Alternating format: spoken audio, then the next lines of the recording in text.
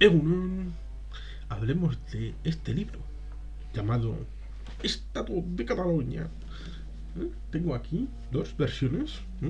No es el mismo, pero es el mismo.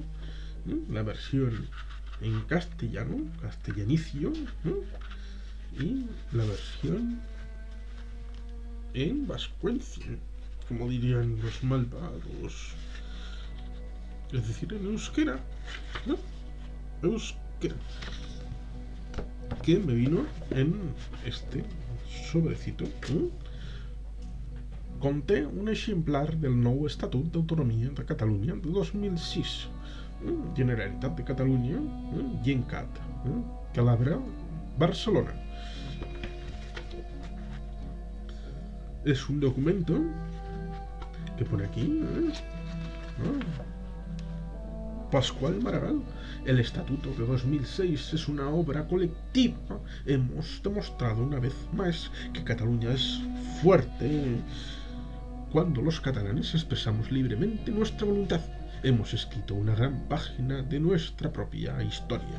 Pascual Maragall, presidente de la Generalitat de Cataluña.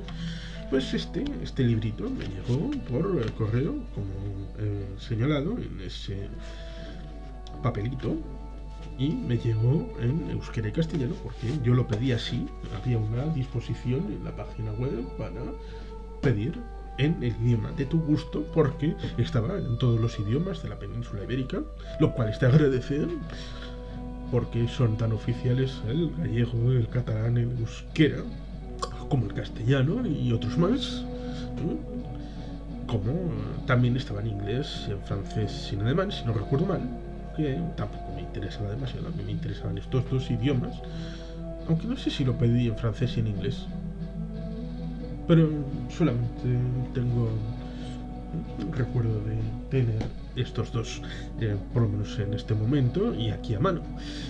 ¿Qué pasa con el Estatut de Cataluña? Parece que es el origen de todo mal y debería de haber sido el origen de toda solución.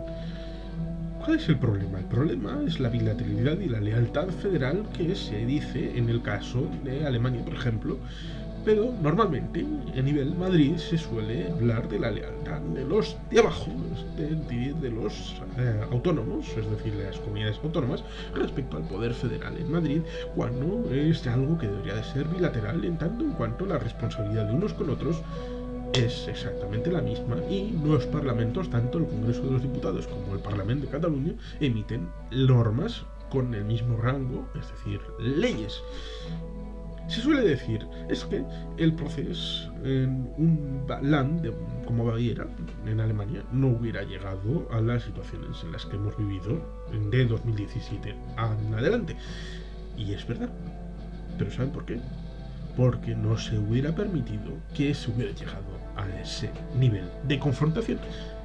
Se hubiera tomado desde un primer momento la negociación o la conversación o el diálogo entre la parte interesada y el gobierno federal.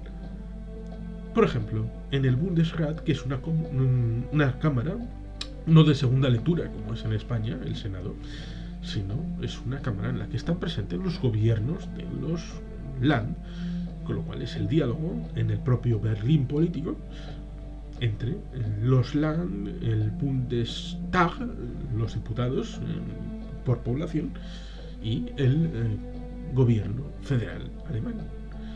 Hay un diálogo público, también discreto, que permite el diálogo, el acuerdo y la negociación para todos los problemas que tiene a nivel federal Alemania, que como todo el mundo también tiene sus problemas. Por lo tanto,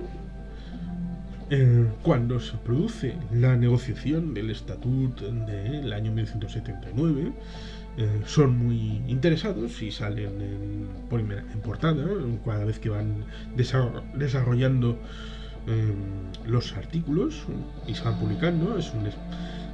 Y los vascos van más internamente.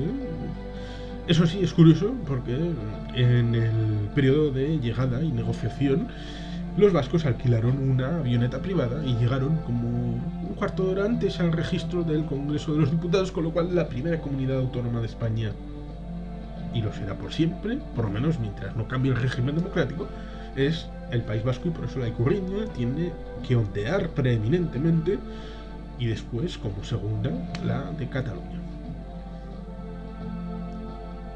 Parece ser que el señor Pujol, que fue presidente en 1980, tras las primeras elecciones en ese periodo post del Parlamento de Cataluña, le prometió a Heribert Barrera que modificarían el estatuto porque en cierta medida se hizo bajo la égida de la presión de ciertas fuerzas de izquierda como el PSUC, como el PSC, que tenían importante presencia sobre todo en las elecciones al Congreso de los Diputados de 1977 y 1979.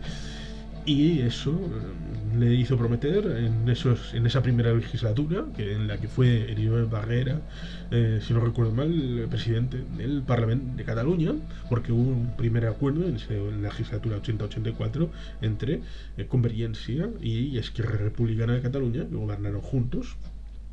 Luego ya empezó a tener mayor insulto a Pujol y ya largó a Esquerra, luego acabaría acumulando un cierto odio y creando alternativas en nivel municipal entre el PSC, Iniciativa y Esquerra, que esa experiencia municipal luego se acabaría plasmando en 2003, a finales de diciembre, en el acuerdo de gobierno con Pascual Maragall y Iniciativa, Esquerra y el PSC, que formalmente había ganado las elecciones a nivel votos en 1999, pero la diferencia respecto a la disposición de traslación del voto en cuanto a escaños en Barcelona, Lleida, Girona y Tarragona, pues supuso que aun con menos votos Convergencia tuviera más escaños y pudiera seguir gobernando hasta 2003, en cuyo momento se hacía el relevo de Pujol a Artur Mas, y aunque formalmente Convergencia tuvo un resultado magnífico, pues la alternativa del tripartito de izquierdas fue posible.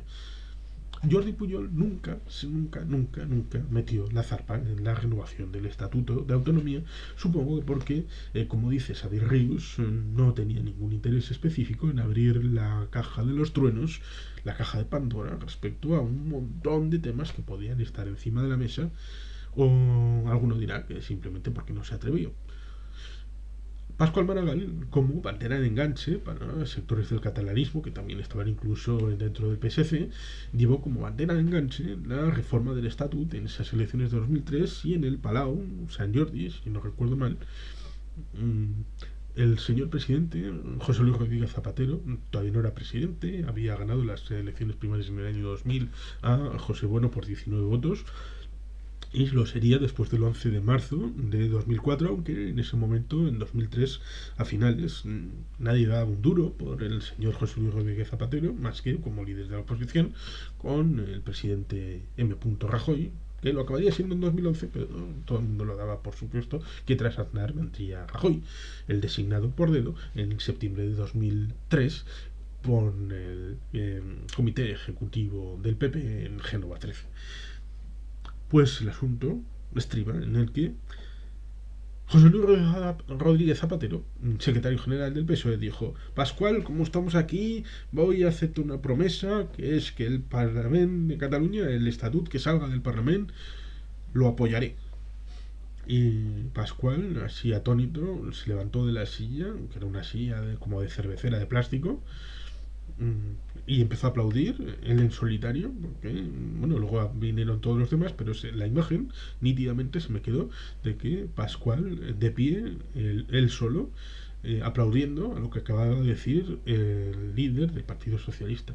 Luego estuvo en el balcón de la Generalitat, ese histórico balcón que fue objeto de las proclamaciones de Macià, de Companys, de la pancarta de los 4 cuatreros que se le colaron a Quim Torra para acabar siendo objeto de su descalificación por el Tribunal Electoral.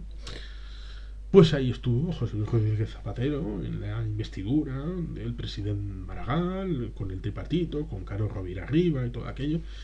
y empezaron un proceso participativo, yo creo que ejemplar, aunque la sociedad catalana tampoco es que tuviera una respuesta masiva, para el tema del estatut y la reforma, que fueron con una caravana, pueblo por pueblo, recogiendo las opiniones, pulsando la sociedad, y eso acabó tramitándose en el Parlamento de Cataluña.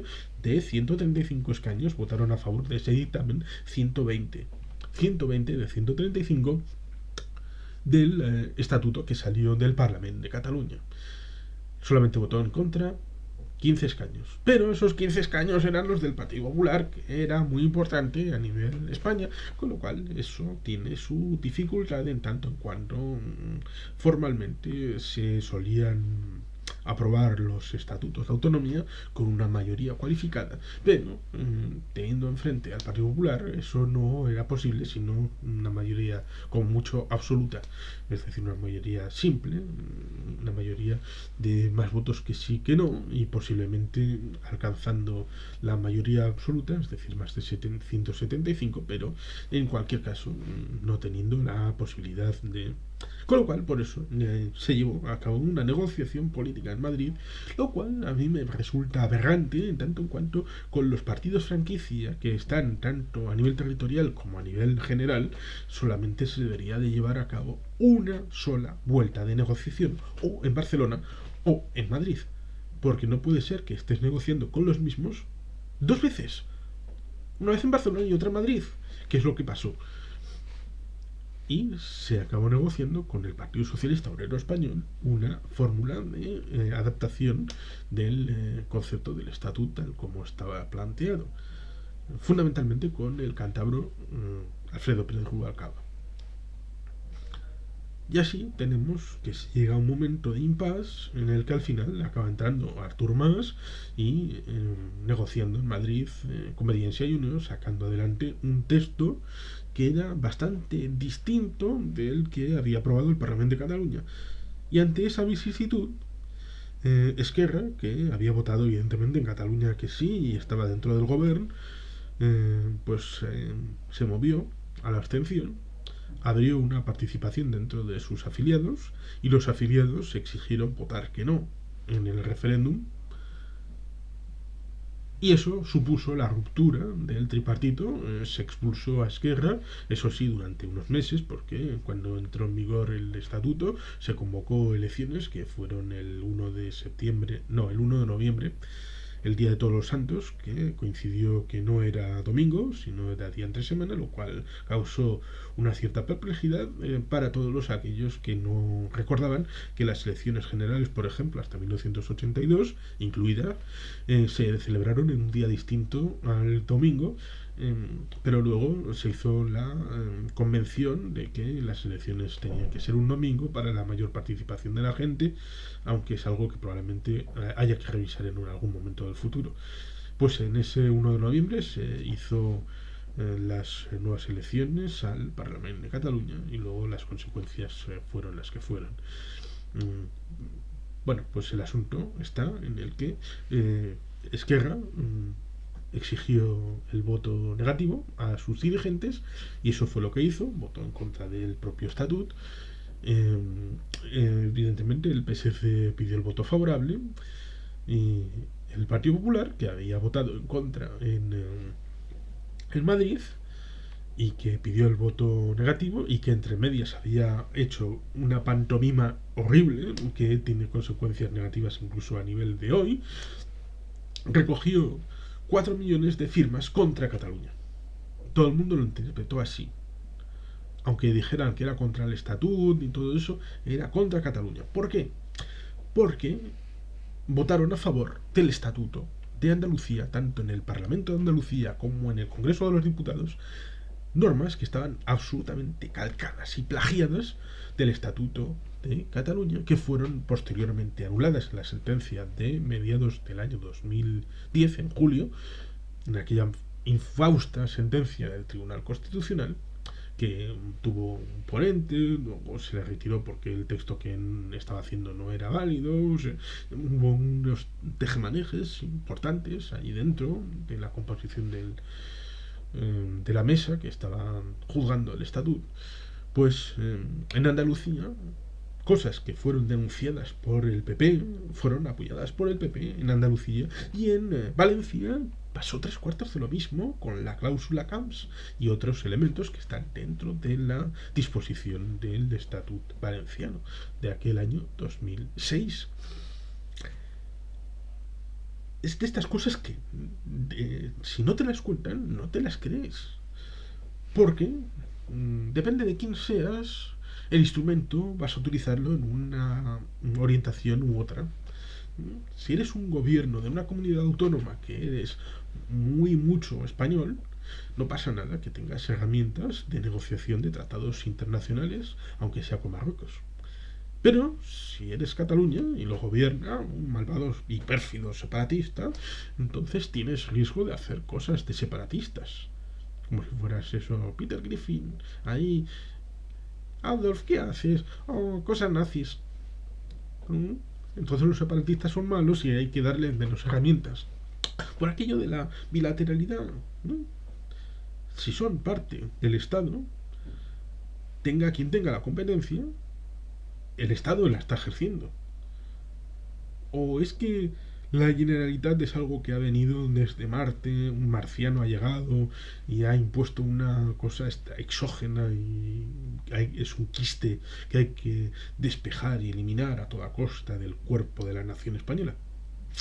Son de estas cosas que están en el trasfondo de esa relación, y llegamos al hecho de que el estatut fue contestado y fue atacado.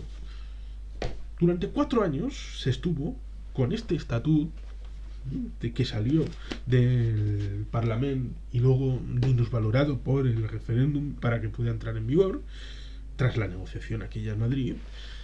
4 años de provisionalidad. 4 años de provisionalidad cuando se supone que la ley del Tribunal Constitucional, entre 3 meses y 6 meses después de incubarse un proceso, debe de establecerse una sentencia. Es decir, se saltan su propia normativa, la ley orgánica del Tribunal Constitucional, y están durante 4 años con el tema encima de la mesa. Algo tan importante como un estatuto de autonomía, que es una ley orgánica, también es una ley orgánica y de obligado cumplimiento por parte de las instituciones del Estado, incluyendo aquellos ministerios que deberían de haber ejecutado toda la lista de transferencias, no de las competencias, porque formalmente las competencias son del ente de la comunidad autónoma, sino la transferencia de los medios asociados a esa competencia que están previamente vinculados a otro ámbito competencial que es el Estado. Y no puede hacerse la definitiva transferencia de la competencia sin los medios materiales y financieros que están ligados al ámbito previo. Con lo cual debe hacerse esa negociación formal que, bueno, pues en 4 años pues parece que no se hizo, salvo en 2010 que se hizo la transferencia de las rodalías con aquel Quim Nadal, en conseller en el gobierno de la Generalitat, que acabó transfiriendo, no sé si los horarios, ¿no?, el personal de limpieza, es decir, también las papeleras, y 4 cosas más, porque formalmente fue una transferencia chapuza, absolutamente horrible. Pues tenemos que Artur Mas vino en mayo, vino al Palacio Euskalduna, traído por la Fundación Sabino Arana y el Partido Nacionalista Vasco. Hizo una declaración respecto a que él quería el poder, porque después de 2006 las elecciones estuvo otro tripartito, mucho de echar a Esquerra, pero luego Montilla formó otro segundo tripartito con Esquerra y con Iniciativa. Estuvo otros 4 años hasta que en 2010 hubo nuevas elecciones después de terminar el mandato de 4 años. Pues tenemos el hecho de que llega el año 2010 Artur Mas, candidato por tercera vez después de las de 2003, de 2006, de 2010 a la tercera. Pues tenía la idea de que la economía, el trabajo, las empresas, después de que ya estaba dentro de la ola de la crisis de 2007-2010, aquí de la subprime, en el caso del levante, de la costa mediterránea, la burbuja inmobiliaria, que fue muy importante, incluso en Cataluña. pues en último término habla de la sentencia del estatut y bueno, pues que no sabe cómo va a ser. Y en julio fue ese rapapolvo y tuvo Cataluña en una primera manifestación enorme en la que, curiosamente, el presidente Montilla, a que se le acusa de charneo y muchas otras cosas mal, más pues se lo obligó a salir por patas, lo cual produce vergüenza y oprobio.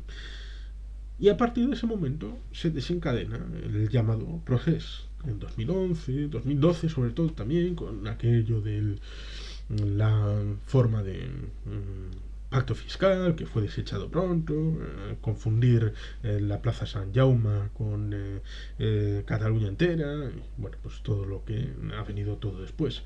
Pero la reflexión que hay que hacer es primero el qué antes de con quién, las herramientas para ser capaces de producir beneficios. Es decir, no por querer más necesitas más. Y ciertamente el desarrollo de la dualidad entre, por un lado, el debate teórico de los derechos y el debate práctico.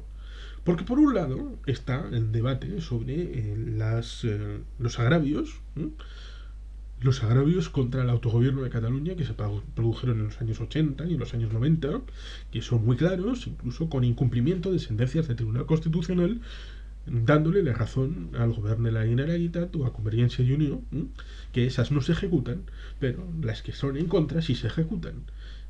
Pero no se ha sustanciado, y ni siquiera entonces se sustanció un debate de socialización de esos agravios, como por ejemplo el tema de la financiación, pero aunque ciertamente si entras en el tema de los agravios de la financiación, parte del debate tiene que ser las propias culpas de Convergencia y Unió y del gobierno de la Generalitat al haber rechazado un sistema como el del concierto y convenio y aportación en el año 1980. Incluso una revista en el año 2000 hizo una exploración entre los 15 consejeros de Hacienda del régimen común, preguntándoles a ver si querían un sistema como el vasco y el navarro. Y todos, absolutamente todos, dijeron que no, incluyendo el consejero de Hacienda del gobierno de la Generalitat de Cataluña, un tal Artur Mas y Gavarro. Cada cual debe asumir su propia presencia en la historia, para lo bien y para lo tal también.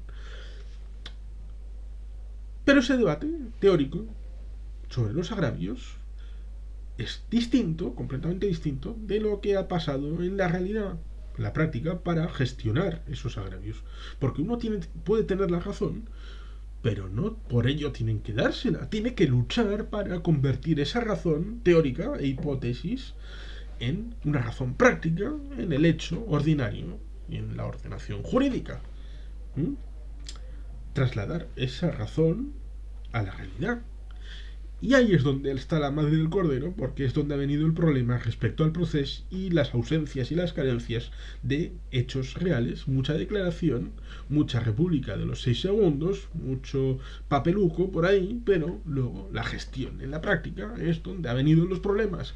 Y estamos donde estamos por esa gestión práctica de los agravios y de las circunstancias que en cierta medida están por haber abierto la caja de los truenos respecto a este documento, tanto en Barcelona como en Madrid. El estatut y ahora el caos. ¿Qué pasará con Cataluña? Que lo decidan los catalanes. Pero el debate teórico para mí está claro. Cataluña tiene agravios que deben ser repuestos, unos contrafueros que deben ser reparados, pero quizá por ese elemento histórico, que por ejemplo en 1714 también estaban catalanes del otro lado tratando de derribar el sistema foral, estaban del lado del Borbón y no del austracista, pues esa cuestión de poner en riesgo el sistema de autogobierno parece ser algo consustancial a ciertas partes de la historia, ya sea en 1640, luego 1714, el siglo XIX, luego bueno, pues ha habido una sensación de, no diré impunidad, sino de imposibilidad de tener unas graves consecuencias, o si las hubiera tenido, pues tampoco ser difíciles de reparar, que les lleva a circunstancias como la actual, en las que parece que pueden ir de farol, pueden ir de broma, pero luego las cosas se acaban negociando en Madrid y no pasa nada. Pues ha tenido consecuencias la inacción, porque es curioso, porque a los que están presos por no haber hecho, pero por haber declarado que iban a hacer. Y les han juzgado en base a lo que iban a hacer, porque habían declarado que iban a hacer, en base a la asunción de que la palabra es hecho. Y la palabra, aunque sea en papel y en declaración formal, firmada, si no se traduce en hechos, no es un hecho.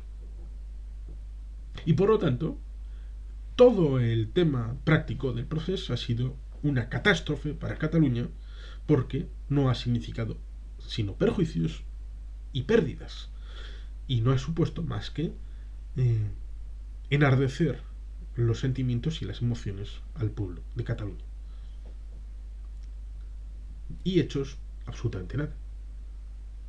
¿Cuál será el futuro? ¿La independencia? No parece. ¿Un nuevo estatuto? ¿Como este? ¿Eh? Pues tampoco parece. ¿Recuperar las competencias que fueron laminadas en la sentencia de 2010? ¿Algo más imaginativo?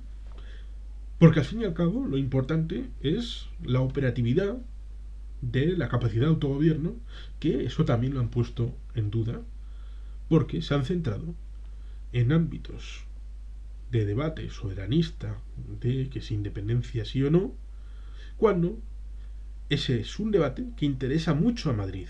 Y deberían de haberse dado cuenta. ¿Por qué digo que interesa a Madrid? Porque todo aquel que se opone a la independencia, desde Madrid, se opone, bajo ese paraguas, a todo lo demás. Es muy fácil. Polarizas en sí o no y ya no tienes más que decir. Es que España esto, España lo otro, la madre patria, la emocionalidad respecto a los parientes. Más de la mitad de los catalanes vienen familiarmente de Extremadura, Andalucía, Murcia. Ese discurso es facilísimo de hacer. La relación empática y emocional, familiar respecto a los catalanes con Cataluña, con España. La historia, que si esto, que si lo otro. Ya, pero la gestión práctica de las competencias en la Consejería de Urbanismo, en la Consejería de Obras Públicas, de Salud, de Educación, de Industria. ¿Cómo se hace eso? Pues eso se ha tirado por la borda, en más de un sentido, en favor de los lazos amarillos, que esto, lo otro. Y así tenemos que al Pablo Hasél le hacen casi la ola con disturbios incluso en Valencia, en Barcelona. Vamos, la situación está muy jodida y en algún momento tendrán que arreglarlo. ¿Cómo? Pues no tengo ni idea. Pero quizá haya que entender cómo se gestó y cómo se gestionó este libro, el Estatut de Cataluña, para poder entender el presente y el futuro. Y yo aquí tengo dos ejemplares en catalán, bueno, en castellano y en euskera. No tengo por aquí a mano la de catalán. ¿Tendrán la edición de catalán a mano los propios catalanes? Pues ahí dejo la reflexión. Cada cual que mire. Pero yo digo, el debate teórico es un aspecto y el debate práctico es otro. Yo tengo muy claro que los catalanes tienen derechos a reparar sus agravios y a decidir su futuro. Lo tengo clarísimo. Pero también tengo claro que la han cagado soberanamente en lo que han hecho prácticamente en el tema del proceso hasta el día de hoy. Derechos sí, proceso caca. Disculpe, pero así lo veo yo. Y sin más, es que ricasco, agur berobat, beti gelpean.